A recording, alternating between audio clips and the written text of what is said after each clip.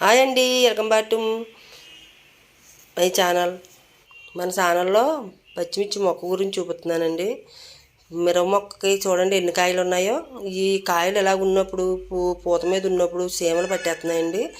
ఆ సీమలో పోటాకి నేను పొడి తయారు చేశాను. దాచిన చెక్క 25 గ్రాములు, పసుపు 25 గ్రాములు కలిపి దాచిన చెక్క పొడి మిక్సీలో వేసి పొడి చేసుకుని పసుపు కూడా కలిపి పెట్టుకున్నానండి. చూడండి మొక్క మొదలను అలా గుల్ల చేసి ఈ పొడి చుట్టెంపులు చల్లాలి.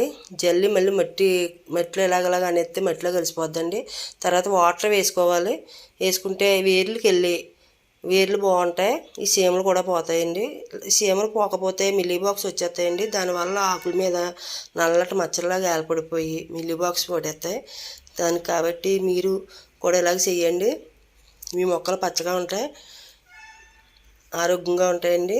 మనకు మిల్లీ బాక్స్ పట్టకుండా చూసుకోవాలి. పట్టినవి అయితే పూత పిండి తిని మాడిపోతాయండి. ఆకులు నలబడిపోతాయి, చెట్టు కూడా చచ్చిపోయి ఛాన్స్ ఉంటుంది. అంతే కాబట్టి మిరప మొక్కను కాపాడుకోవాలంటే ఇంతేనండి.